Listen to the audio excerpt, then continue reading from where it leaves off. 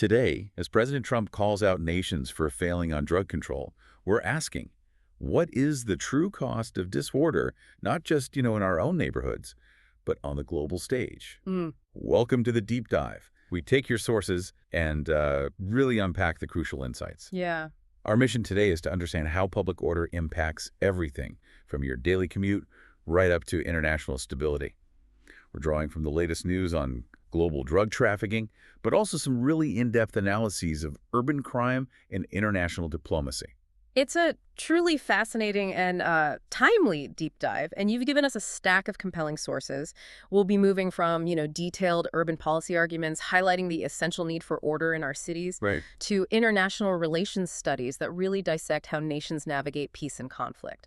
The core idea running through all of this, you'll find, is about consequences and incentives in maintaining order, Consequences and incentives. whether that's on a street corner or, across continents. And to kick us off, we have a very specific hook from today's news that sort of lays the groundwork. That's right. Just today, September 18, 2025, Newsweek reported that President Trump officially designated 23 countries as major drug transit or illicit drug-producing nations for fiscal year 2026. And this isn't just some bureaucratic list. It carries real weight.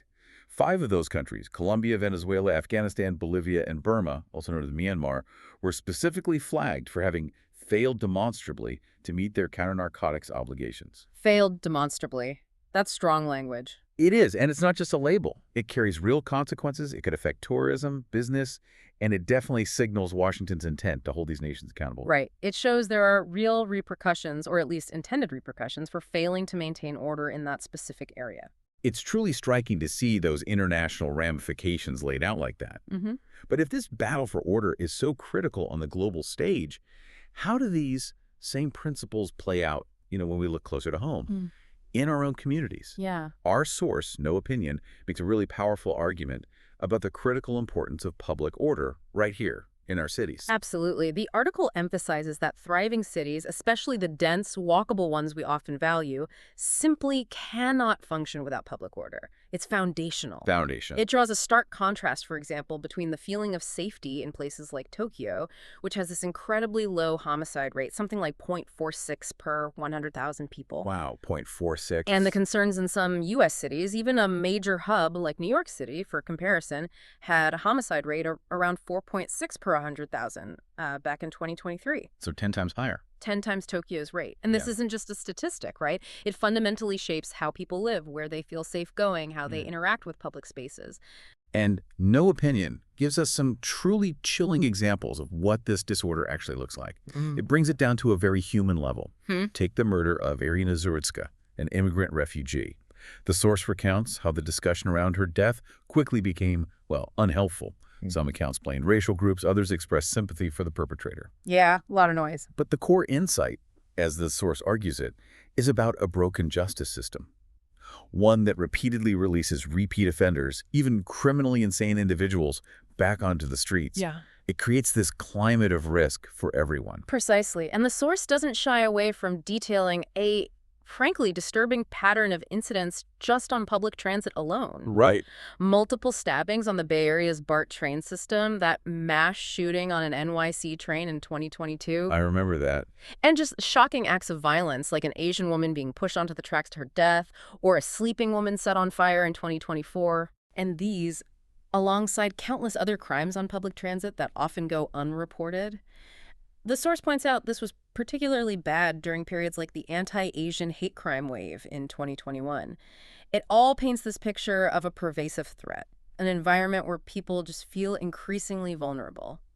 It's not just the outright violence either, though, is it? Yeah. The source paints a really vivid picture of pervasive property crime in San Francisco, which just erodes daily life for people. Yeah, the constant grind. We're talking ubiquitous car break-ins, thieves literally stripping car engines right on the streets. Wow. And those rampant retail smash-and-grab thefts that have plagued the city since around 2020. Plus, home invasions, cafe robberies. Yeah, that's up. And while these might not always be fatal, the source stresses they are constant, daily reminders of the threat of violence. It creates this climate of fear. You can't help but wonder if just trying to protect your laptop could lead to getting hurt. And then layered on top of that, you have the widespread drug epidemic, cities like San Francisco awash in methamphetamine and fentanyl, leading to aggressive, erratic behavior in public spaces, these open-air drug markets. The source notes that while these situations, again, usually don't directly kill you, they make many, many people feel profoundly unsafe. Right. The presence of drug abuse, needles, unpredictable individuals, it makes you question the basic security of parks and streets, especially for yourself and, for your children. What really jumped out at me, in no opinion, was this core argument that Americans fundamentally won't embrace a transit-centric lifestyle Interesting. unless the violence and disorder on trains and buses dramatically decreases. It feels like such a crucial yet often overlooked factor in urban planning and just quality of life. That makes sense. And think about it. The source mentions that tons of crime on public transit goes unreported, even when it reaches epidemic proportions. It's this silent, pervasive problem undermining our public spaces. And this leads us directly to the concept the source discusses, under-policing. Under-policing. Okay. Yeah. The source cites what it calls solid evidence that simply hiring more police officers and implementing certain policing strategies actually reduces crime. It points to a 2020 study from the National Bureau of Economic Research, the NBER, which found that, and I'm quoting here, each additional police officer abates approximately 0.1 homicides. So a direct, measurable effect. A clear, quantifiable impact. It suggests that investment in law enforcement isn't just about punishment after the fact, but about prevention and actually saving lives. So if under-policing is identified as a problem, what are the strategies the source suggests for actually restoring order in our cities? Well, it points to the surprising effectiveness of enforcing minor offenses. Things often dismissed as unimportant. Like? Take Charlotte's public transit system, for example. The source says only about 37% of residents feel safe there, and crime actually increased after a new Blue Line extension opened. Increased. Why? Well, the problem often links back to minor offenses like fare evasion, people not paying, maybe causing other disturbances. It creates an atmosphere where more serious things can happen. Charlotte is now adding fare inspection capacity, recognizing that these small things actually matter profoundly for the overall sense of order. Okay, so tackling the small stuff can have a bigger impact. Exactly. And we also see specific successes mentioned, like how the Bay Area's BART stations improved conditions significantly just by adding new, more secure ticket gates and putting more cops physically on the trains. Visible presence. Right. Beyond these direct actions, the source suggests other concrete steps cities can take. Aggressively arresting fentanyl sellers, investigating, and really imprisoning those smash-and-grab rings that are terrorizing retailers. Made sense. And then the author asks this really pointed question, one that really makes you think. San Francisco managed to clean up large parts of downtown for Xi Jinping's APEC summit in 2023.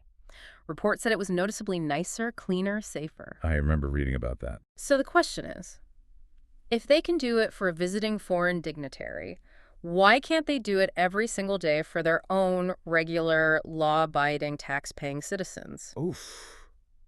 That question from the source really hits home, doesn't it? It suggests a critical insight. Right. Maybe the problem often isn't a lack of capability or resources, Right.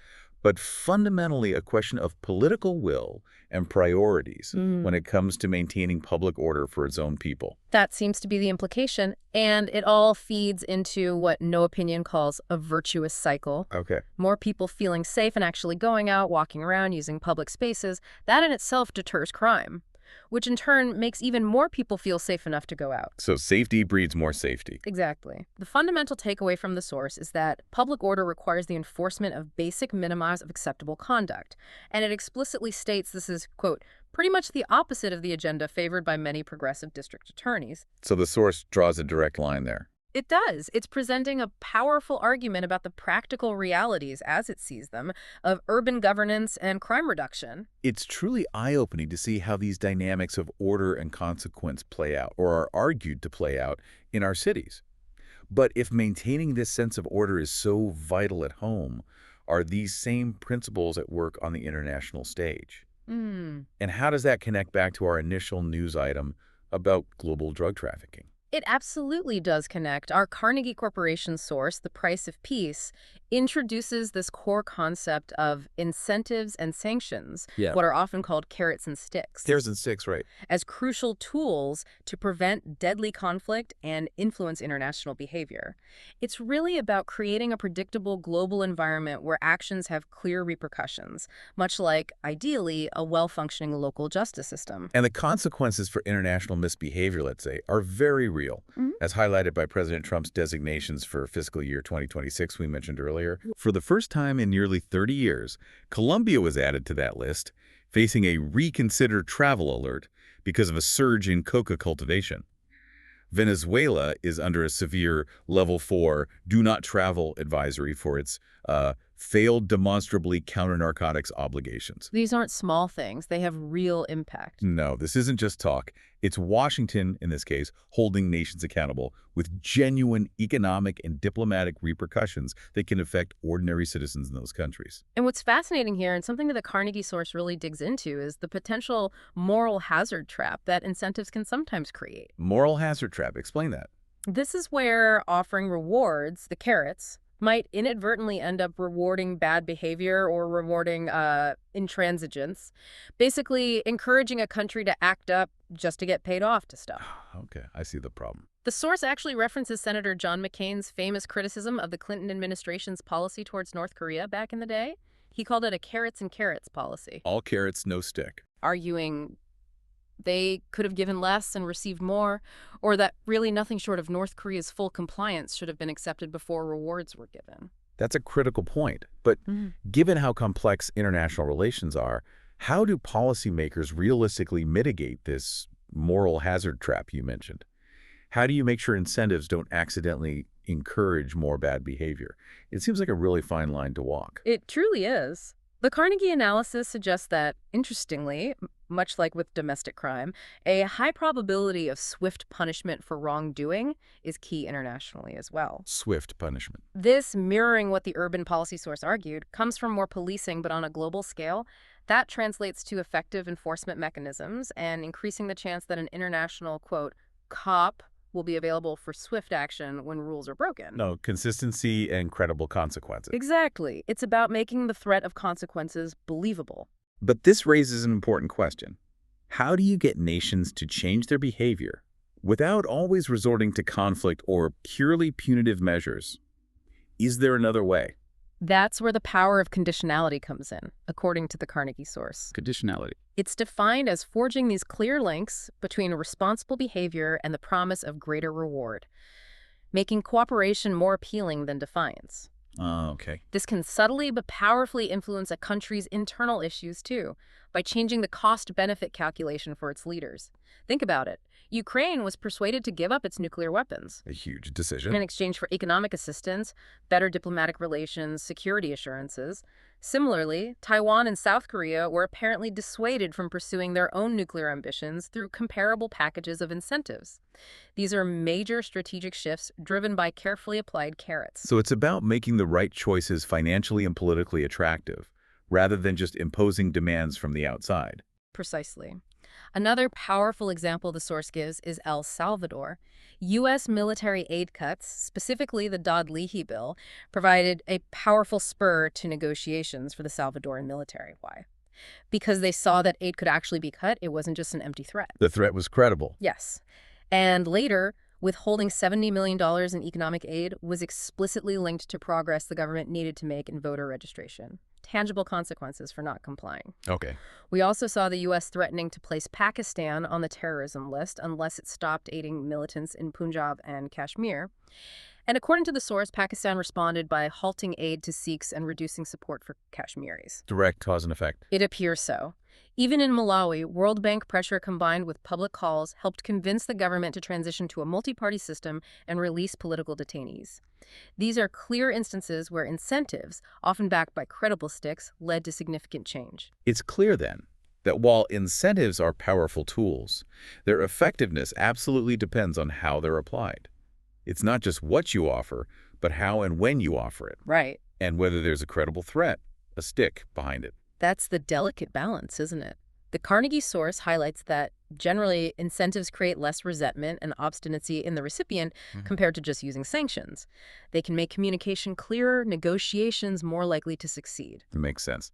Less confrontational. But it adds, sanctions are valuable instruments for indicating a sender's displeasure, blocking a target's actions, or increasing its costs in the short term. Each tool has its place, and often you really need both working together. So what are the critical factors that determine success when you're using these tools of diplomacy, these carrots and sticks? Well, first, the source emphasizes value. An incentive must have sufficient value to the recipient to actually make them consider changing policy. It has to be worth it for them. Got it. For instance, access to advanced technology is often highly valuable, especially for developing countries. The U.S. Atoms for Peace program back in the 50s and 60s is cited as effectively discouraging Sweden's nuclear weapons program by offering access to crucial nuclear technology they wanted. A very valuable carrot. Exactly. Second, delivery. How the incentive is offered matters. It needs to be sensitive to cultural traditions, clear in its terms, credible meaning the recipient believes you'll follow through, and ideally come with a detailed implementation plan. A concrete offer is always better than just a vague promise. And your reputation for fulfilling past pledges is crucial. And it often seems, as you said, that a mix of both strategies, carrots and sticks, is the most potent combination. Indeed. The source explains that often this combination is the most effective approach. Consider North Korea again. The offer of economic and diplomatic incentives was apparently accompanied by U.S. military movements in and around the Korean peninsula. The stick was visible. Right. This simultaneous coercive message, the source suggests, enhanced the appeal of the proposed inducements.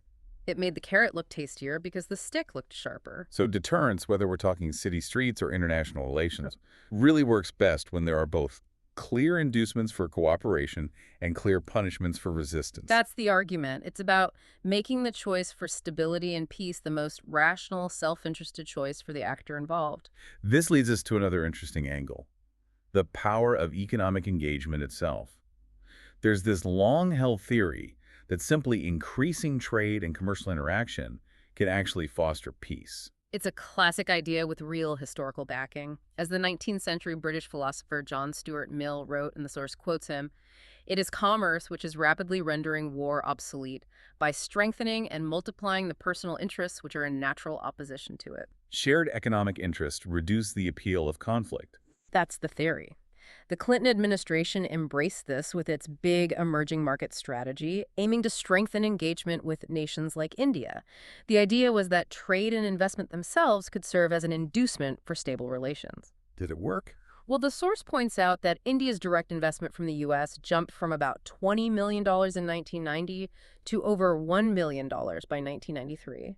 And U.S. exports to India increased 44% in that single year. That's pretty significant growth in economic tie. Wow, yeah.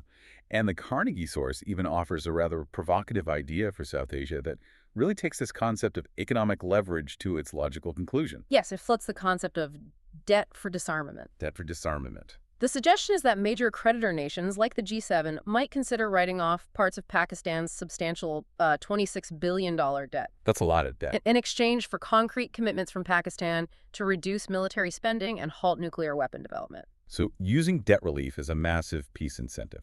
Exactly. Imagine the impact if those massive resources currently going towards the military could be shifted towards human development instead. It's a powerful potential incentive that puts economic leverage directly in service of global stability goals. This deep dive has truly shown us the essential, you might say undeniable, role of order.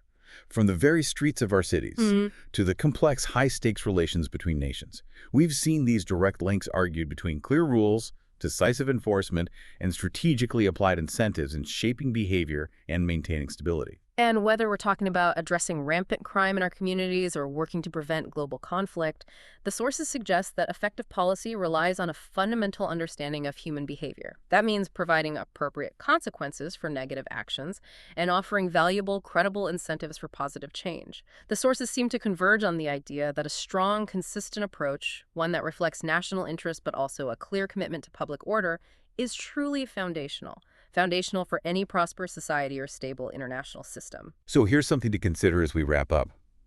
If cities can choose to clean up their streets and enforce basic order, even if only temporarily for a visiting dignitary. Yeah. And if nations can be swayed toward peace and cooperation by the right combination of rewards and deterrence, what prevents us from consistently applying these lessons to build safer communities and a more stable world every single day? It raises a pretty important question, doesn't it? A question about priorities and ultimately about political will.